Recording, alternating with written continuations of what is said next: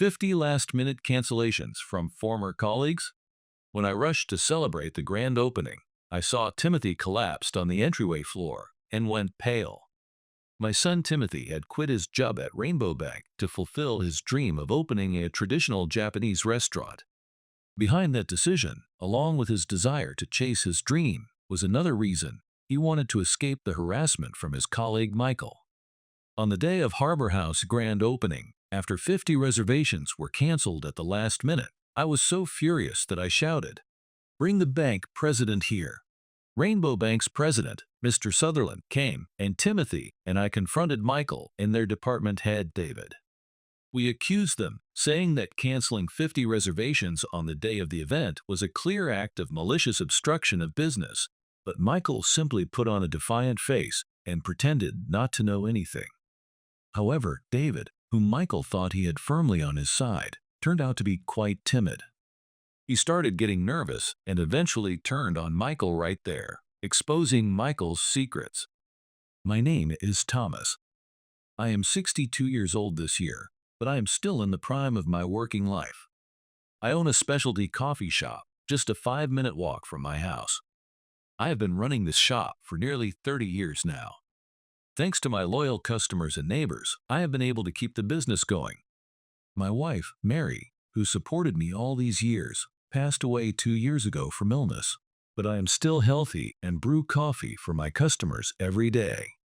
I am the type who does not mind doing housework, so I take care of myself, but my father, Matthew, who is 84 years old, lives alone nearby.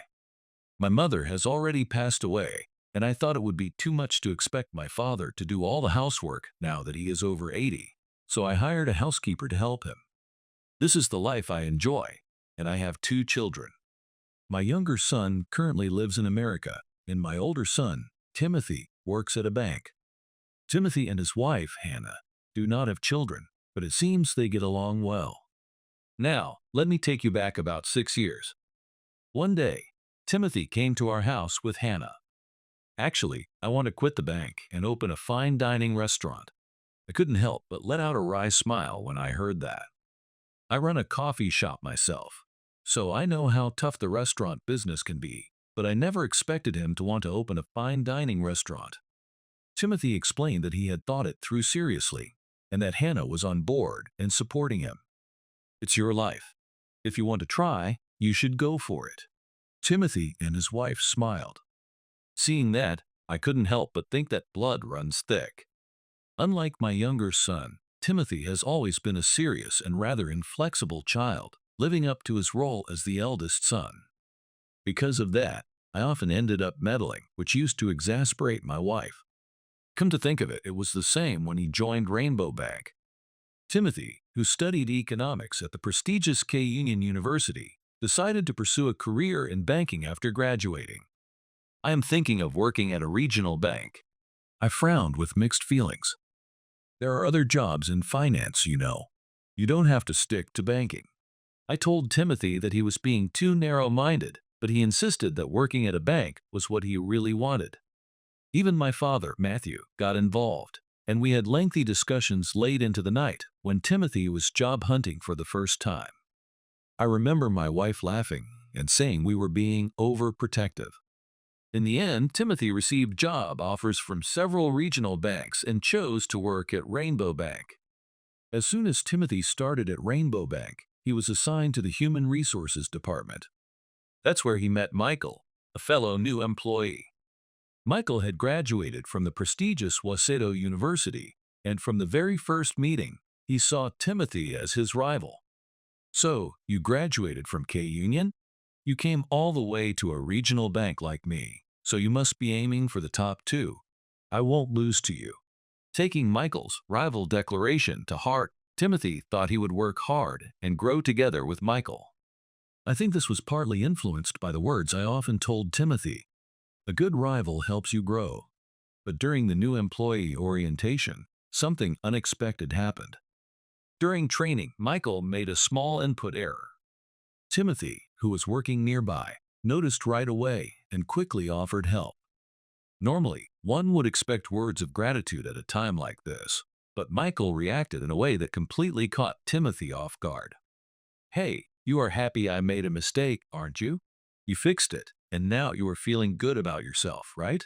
Being accused of something he had never even thought of, Timothy was truly shocked. Michael continued to pile on his words at Timothy, as if determined to hit a nerve and prove his point. You think I will always be a low-level employee, and you look down on me, don't you? What are you talking about? Of course not. Timothy, exasperated, tried to get Michael to stop talking. But Michael just kept at it, pestering Timothy even more. Liar. I bet you were thinking you would like to see the faces of the parents who raised someone who makes mistakes like me. Overwhelmed by Michael's unexpected verbal attack, Timothy found himself suffering from Michael's low self-esteem and paranoia. He had never met anyone like Michael before and did not know how to deal with him. Stop it. I am not thinking anything like that. Let's just get back to work. A senior employee who was overseeing the training noticed what was happening. The moment he did, Michael immediately switched to a serious attitude and went back to his computer. Timothy said he was drenched with sweat on his forehead and underarms and felt exhausted. For a moment, he was gripped by a deep anxiety that he would not be able to work with such a colleague. Then, Timothy began making frequent input errors himself and was scolded by the senior employee. Michael, watching from the side, smirked. That's what you get for looking down on people who are working hard. No matter how many times Timothy insisted it was a misunderstanding, Michael refused to listen. By the end of the orientation, Timothy already felt backed into a corner. Fortunately for Timothy, soon after that, Michael was transferred from the Human Resources Department to sales. Timothy breathed a sigh of relief. Now he could focus on his work without worry. Since then, even if people called him unsociable, he tried to avoid gatherings with his new hire group and stayed away from Michael as much as possible. Thanks to that, he steadily moved up to section chief and then assistant manager. Later, he was introduced to Hannah, and they got married. Both of them loved good food, and eating out became their favorite date activity. I suspect that their marriage was what led Timothy to the dream of opening a fine dining restaurant. To be clear, at that time about 6 years ago, around the time of their wedding, Timothy did not seem unhappy at work. But Hannah wanted to wear a kimono and be the proprietress of the restaurant, and Timothy, who had worked as a banker, wanted to run the business. They wanted a place where they could do that together. And it would be perfect if it was a place where they could relax and enjoy delicious food, which they both loved, without worrying about time. I have already decided on the name. It will be called Harbor House. It sounds so gentle, don't you think? I nodded. I never imagined that something like what happened at Harbor House would take place. But before I go into detail about that, I would like to describe the terrible incident that happened to Timothy at the bank while he was working hard to save money to open the restaurant. It is true that Timothy and Hannah made the decision to open a restaurant about 6 years ago, but there were times when they hesitated. Leaving behind the stable life of a banker and entering the world of business was a huge leap. But the reason things moved so quickly over the past year, leading to Timothy's resignation, was because of a major incident. Actually, last year, that Michael returned to the Human Resources Department. Ever since then, Timothy began to suffer under Michael once again. It was about a year ago when Timothy and his wife came together to tell me that he had finally decided to resign. Timothy's face was terribly tense. Dad, take a look at this. He told me that he truly wanted to leave the bank and that he wanted to start working at the restaurant. Right after saying that, Timothy suddenly lowered his head and showed it to me. Hannah, sitting next to him, looked down with a pained expression. Thinking nothing of it, I looked at my 40-year-old son's head and was deeply shocked. Its stress-induced hair loss. To my surprise, there were several bald patches the size of a coin on his head. Even as his father, I had not gone bald to this extent yet. When I asked what had happened, he explained that Michael had set him up. And now, Michael was spreading rumors about why Timothy was leaving. He says he's quitting to open a restaurant, but that's a lie. Don't believe it. He's resigning to take responsibility for damaging the bank. After people heard that, they began to avoid Timothy. What? What does he mean, damaging the bank? With a serious expression, Timothy began to explain. At Rainbow Bank, there are a number of well-connected young women hired through family ties. One of them, a woman named Melissa, had recently gotten engaged. This was reported to Human Resources, but it was still supposed to be a secret. That was because Melissa's fiancé was the son of a prominent figure. Until the families gave their approval, only the HR department was to be informed of this news. But soon, there was a major blunder. This confidential information leaked out. Word spread rapidly throughout the bank. And it was Timothy who was blamed for leaking this important personal information. Of course, Timothy flatly denied having done any such thing. There was nothing for him to gain by leaking Melissa's personal information. But Michael seized this opportunity and spread rumors everywhere that Timothy was the culprit. Hearing this, David, the department head, became furious and called Timothy in for questioning. Please believe me, I have no reason to do such a thing. So you are saying Michael is lying? Yes, he and I joined the bank at the same time, but from the start, he has always had it in for me. David still looked as though he could not quite trust Timothy. But what if you are the one trying to bring Michael down by saying these things? Under David's suspicious gaze, Timothy desperately continued to plead his case. That's not true. Please investigate. But his request was never granted. Michael had already made sure to get David on his side. I already knew that Timothy was trying to set me up with this incident. That's why I made sure to warn you in advance, David. You were right. Timothy is definitely the more suspicious one here. He's too narrow-minded. Someone like you, with experience in sales, is much more trustworthy. Since David had worked in sales for many years, he tended to respect people from sales over those from HR.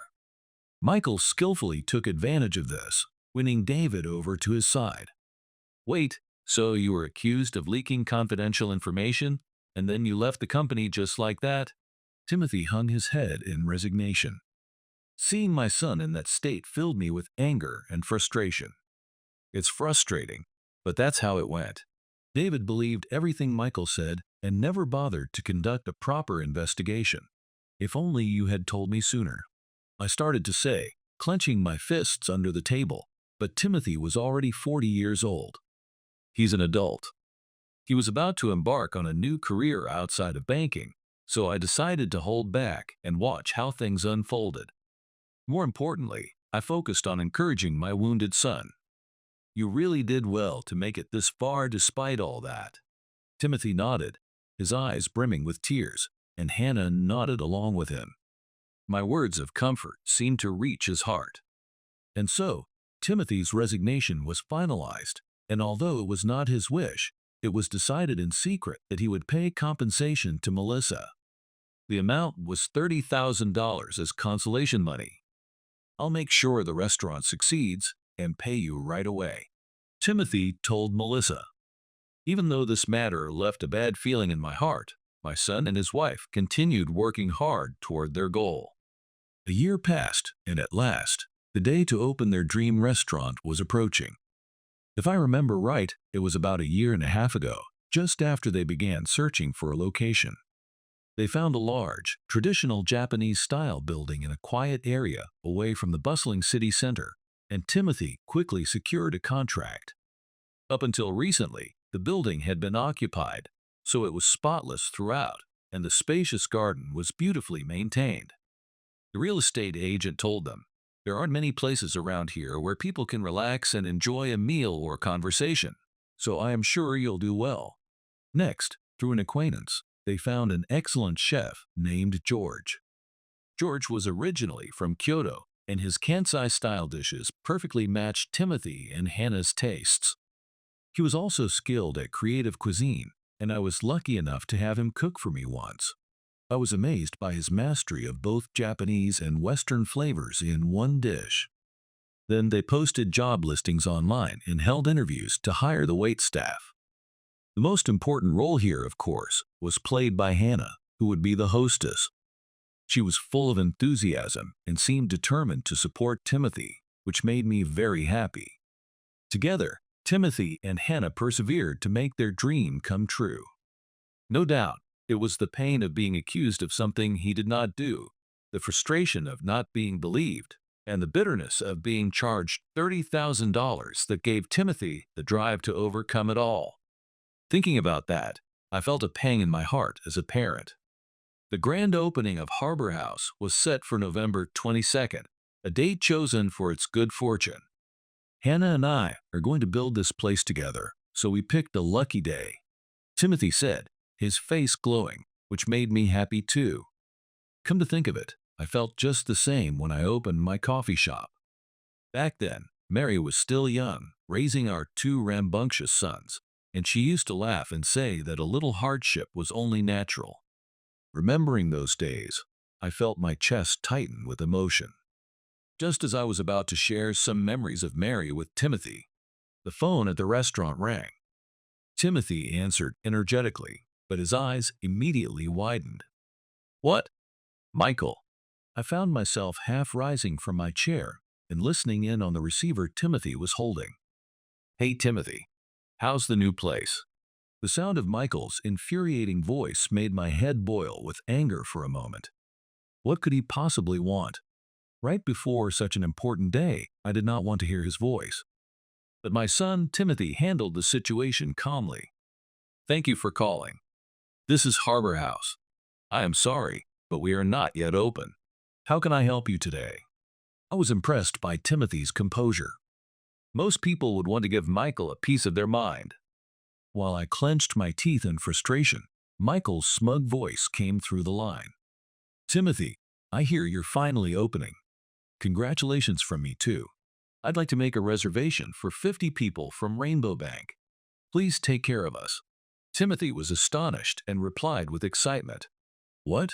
Really? Thank you. A person is lucky to have friends like you. I'm just happy you're making a reservation and you're bringing 50 guests. That's incredible. I can't thank you enough. Hearing Timothy's joyful voice, Hannah broke into a bright smile as well. Listening to the conversation, at first I thought it sounded too good to be true, but then reconsidered. Surely, now that there was no need to compete over promotions, Michael's attitude must have changed. If he was bringing 50 guests, perhaps Michael really was a popular guy after all. I found myself beginning to see Michael in a new light. I suppose I am rather quick to change my mind, but if things kept going this way, perhaps he would even admit that blaming Timothy for the information leak was a mistake. If that happened, it would be a cause for great celebration. After making the reservation for the opening day, Michael said, I am really looking forward to it, and hung up the phone. Timothy immediately called in George, the chef, to let him know that they had a reservation for 50 people on the opening night. George's eyes went wide in surprise, but then he grinned, flexing his arm. This is my time to shine. Leave it to me. I put my arm around Timothy's shoulder and told him, this is great. It seems Michael has really turned over a new leaf. He can rise through the ranks at Rainbow Bank, and you can shine on a different stage by making the restaurant a success. Timothy nodded enthusiastically. With such a large reservation, the restaurant was buzzing with excitement. The whole staff was fired up and ready. However, on the opening day of Harbor House, a major incident occurred on this most important day. I would later hear that from early that morning, the restaurant had been in utter chaos. Hannah was tense as she faced her first day as the hostess, and Timothy, too, felt his heart racing and his body growing stiff. Finally able to catch his breath, Timothy checked the time. It is almost 6, almost time for the reservation. He gathered everyone for final preparations. George's food is out of this world. I really hope everyone from Rainbow Bank will enjoy it. Let's give our very best service and make sure they have a wonderful time. Thank you all for your help. After Timothy's greeting, the staff all looked serious for a moment, but soon nodded brightly. Timothy and Hannah both felt certain they could do this. Up to that point, at least. Meanwhile, I was on my way to Harbor House, carrying a large bouquet of flowers. It was raining outside, but I was sure the day would still be a wonderful new beginning. But as I approached the restaurant, I noticed it was strangely quiet. On an opening night, with 50 guests, shouldn't things be much busier? The restaurant was a spacious Japanese-style building, so perhaps this was normal, but I still had a bad feeling in my chest. Good evening. Congratulations, Timothy and Hannah. I called out loudly as I slid open the front door, only to see a scene I never could have imagined. What happened here? There was Timothy, collapsed on his knees in the entryway, staring blankly at the ceiling. I shook his shoulder. Pull yourself together. What are you doing, falling apart like this? At my stern words, Timothy spoke in a trembling voice. What he told me was so awful that even I was chilled to the core. Michael just canceled the reservation for all 50 people. In my shock, I shouted, "What? Are you kidding?" Timothy slowly shook his head. His eyes were filled with big tears. Seeing that, my heart felt like it was being squeezed. If only it were a lie. All the food had already been prepared. The staff stood waiting for instructions, not sure what to do. Seeing my son in tears, I steeled myself. Barely able to contain my anger, I told Timothy, "Call Mr. Sutherland and have him come here." Normally, someone would have responded, "What on earth are you talking about?" After all, I was just the owner of a coffee shop, and here I was ordering my son, who had already quit the bank, to summon the bank president. But Timothy did not hesitate at all. He took his phone out of his pocket and made the call. "Hello, Mr. Sutherland?" He got through and asked Mr. Sutherland to come to the restaurant right away. Just 15 minutes later, I heard the sound of a taxi pulling up out front. Mr. Sutherland had come rushing over. "Thomas, Timothy, are you all right?" While Mr. Sutherland was on his way over, Timothy had quickly explained the situation to him. When I heard the story from Timothy, I was stunned. Is this really true? I am sorry, but I just cannot believe it. Of course he would feel that way. Even for a regional bank, it is unthinkable that employees of a major institution like Rainbow Bank could act with such a lack of morals. At any rate, let's call Michael and his direct supervisor, David, here as well. Mr. Sutherland, Timothy, and I took our seats in the largest private room at Harbor House to wait for them. Meanwhile, I got in touch with my own father. On the other side, Mr. Sutherland's emergency summons left David ashen-faced. Why would Mr. Sutherland suddenly call me out by name? Did I do something wrong? From the sound of his voice on the phone, he seemed furious. And Michael, you too? Do you know anything about this? Michael shook his head. He was clearly planning to play dumb. Both men got into a taxi, their expressions serious. But as soon as they realized they had arrived at Harbor House, Michael's face changed. "Excuse me, David. I am suddenly not feeling well. Is it all right if I go home?" David was shocked and angry. "Don't be ridiculous. Are you saying I have to face Mr. Sutherland alone? If anything happened, it is definitely your fault, not mine. I am only here because you dragged me along. Hurry up and get in there." David practically shoved Michael forward. With a tense look, Hannah led them both to the private room. "Mr. Sutherland, we have come as requested. I hope we did not keep you waiting too long. I apologize, we came as quickly as we could." Looking pale, David entered the room with Michael and bowed deeply. And then, unexpectedly, they saw Timothy sitting beside Mr. Sutherland. "Wait, Timothy." Timothy nodded slightly, his face regaining some color. But Michael did not look at us at all. He must have realized why he had been called here. His hands, hanging at his sides, were trembling.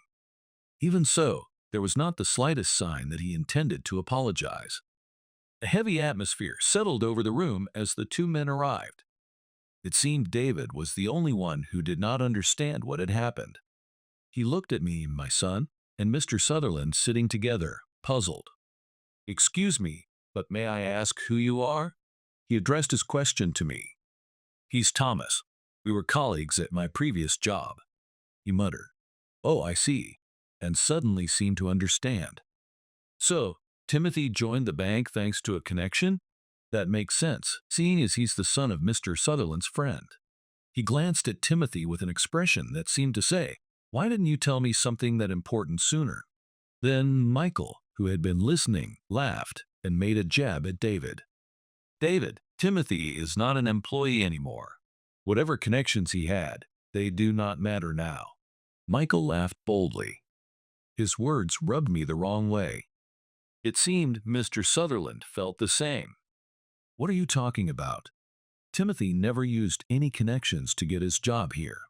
Mr. Sutherland looked at Michael and David with an expression of contempt. Humph. Well, you can say whatever you want, can't you? Michael muttered, just loud enough for everyone to hear, his tone clearly provocative. Mr. Sutherland seemed to have had enough and pressed him sternly. You're Michael from HR, aren't you?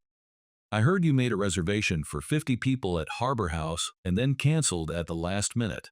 What were you thinking? Are you trying to ruin this business? David, who knew nothing about this, was clearly stunned when he heard it for the first time. If this got out, it would be a disaster. Just the sort of thing that spreads on social media and creates a firestorm. If Rainbow Bank's name came up in that context, it would be the end for everyone involved. That much was obvious. David anxiously looked back and forth between Mr. Sutherland and Michael, trying to figure out how to shield himself from any fallout. But while Michael had been visibly nervous when he first arrived, now he brazenly began to speak his mind in front of Mr. Sutherland. He seemed to find it hilarious that Timothy had turned to his father and the bank president for help over a cancellation. Hey, Timothy, are you really going to run to Daddy and his friends every time you get into trouble, even at your age? That's why I'm able to get the better of you. Timothy's face flushed red with anger. That's not the issue here. What you did canceling like that was criminal. Do you realize how much damage you caused our restaurant? Michael just shrugged off Timothy's outburst, his arrogance undiminished. David, on the other hand, was getting increasingly flustered. Hey, Michael, do you realize who you're talking to?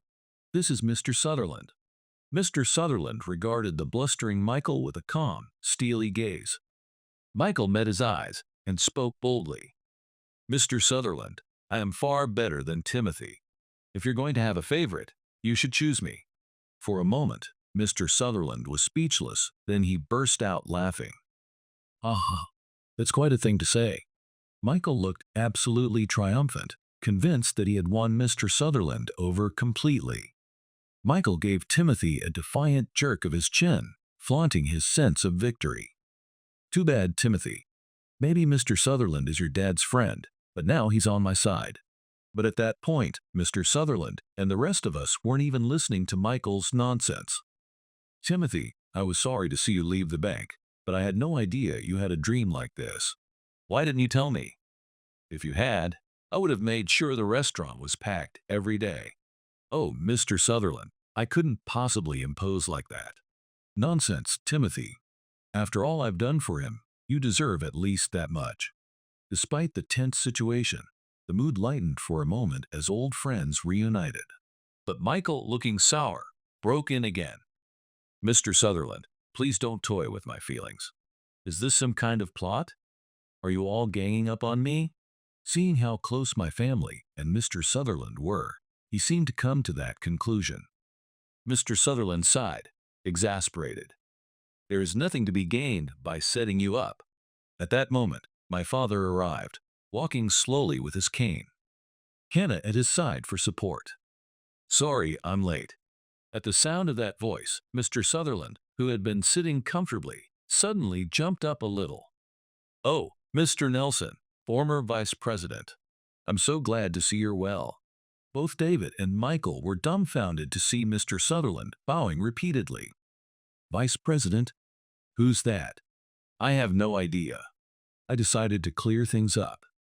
That's my father, Timothy's grandfather. Michael made a show of mocking the situation, pretending to laugh.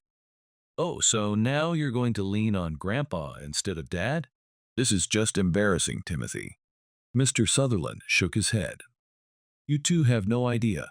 Listen, Thomas and I were colleagues at the Bank of Japan, and Thomas's father, Timothy's grandfather, was once vice president of the Bank of Japan. At the mention of the Bank of Japan and the revelation that a former vice president was present, David nearly fainted. The Bank of Japan, Vice President. After that, it seemed he was at a total loss for words and could not say anything further. Even Michael's face twisted with shock. The truth was, Mr. Sutherland and I met at the Bank of Japan. Both of us graduates of the prestigious University of Tokyo and became good friends. I left after 10 years to open my coffee shop, while he spent his career at the bank, eventually taking the presidency at Rainbow Bank. David finally managed to recover, nudging Michael. Apologize for your disrespect. You're not just facing Mr. Sutherland, you're facing a former vice president of the Bank of Japan. We're dealing with people on a whole different level here. Hurry up. With that, David forcefully pushed Michael's head down toward the floor of the private room. Ouch! A voice of discontent escaped from Michael. Then David pressed his forehead to the carpet as well. I am terribly sorry. Please forgive us. He immediately turned to Timothy as well. Timothy, I'm sorry for doubting you. There's no way someone with such an honorable family would leak personal information. I was wrong. Can you forgive me? Michael was a disgrace as a professional, but David was no better in my view. It made me feel even sorrier that Timothy had to work under men like them. My father seemed to echo my feelings as he spoke quietly. Is it Rainbow Bank's tradition to value family connections over personal merit? Or is that just your personal policy? Hearing this, Mr. Sutherland jumped to his feet. He deeply respected my father. I am ashamed as president. Of course, personal connections do play a role at times, but above all, we judge each person on their own merit. I have always stressed this, but clearly David did not understand. I will take appropriate action immediately. David, trying to save himself, was cut down on the spot. Please, Mr. Sutherland, don't say that. I promise I'll do better from now on. Please forgive me. Haha, you sound like a child. The four of us laughed, and David blushed bright red. At that moment, eager to redeem himself, David suddenly raised his voice and shouted, Please listen. Mr. Sutherland, I apologize for the delay, but I have a report. Regarding the leak of Melissa's personal information, Timothy was actually falsely accused. He was not the one who did it. Michael flinched, visibly rattled. He looked completely shocked to be betrayed like this.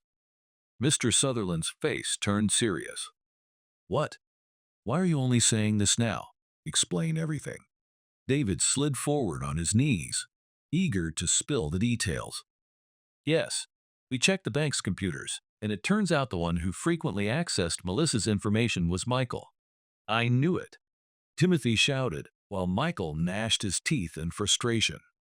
Why did you tell them that? David glared at Michael. Be quiet, he barked, and continued.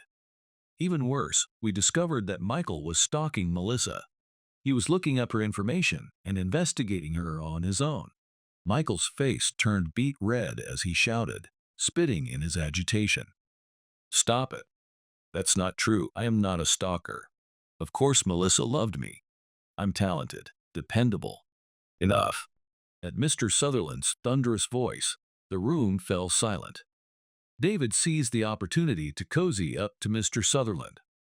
I will make sure Michael the stalker is severely punished, so please, just spare me. The two of them started to turn on each other, but Michael wasn't about to give up. Oh, come on, David. You said yourself it was too much trouble to investigate, and it wouldn't matter if Timothy was falsely accused. They started shouting and even grabbing at each other. I am so sorry, Timothy. I could not devote enough time to the bank because of the merger negotiations. I am responsible for letting things get this far. With that, Mr. Sutherland bowed deeply to both of us. Michael kept grumbling. Melissa was beautiful, and everyone liked her. I was not the only one. Why am I the only one being called a stalker? This is defamation. And besides, maybe Timothy liked her too. How can you trust him so easily? You're just playing favorites. Good grief, enough already. Timothy, being beside me, replied with a wry smile. There's no need for any of that. Melissa and I have been together since elementary school at K Union. She's been my childhood friend all along. Michael's face froze in shock. Then Mr. Sutherland fixed David and Michael with a stern glare. And you already know this from the personal data you accessed, but Melissa is the daughter of Mr. Kimball, president of Clover Bank. Clover Bank and our Rainbow Bank are about to merge. Her fiancé is my youngest son, Alex. Both Timothy and I clapped and congratulated them on hearing this for the first time, but Michael stomped his feet in frustration. Your son. I tried to find out who she was marrying, but couldn't, so that's why. You hid it from us. That's dirty. Fool. A bank merger isn't something that can be disclosed easily. You're just being obstinate. Both of you. It's time to give up. That's right. You two will take responsibility and, of course, resign. On top of that, we'll be seeking damages from you. What? Fired and sued for damages? That's too harsh. David whimpered, but Mr. Sutherland silenced him. After all you've done as you pleased, what are you complaining about? I started counting on my fingers. First, Michael will pay the $30,000 in damages to Melissa. As for compensation to Timothy, you two can split it. Timothy laughed and counted on his fingers as well. And how much compensation do you think we should get for the last-minute cancellation for 50 people at our restaurant? Or should we just sue for malicious interference with business? Finally, Mr. Sutherland concluded. This is a serious issue for our bank's reputation as well. We'll be pursuing our own damages against you both. Be prepared. Hearing this harsh judgment, Michael and David clung to each other and wept loudly, like something out of a comic or a soap opera.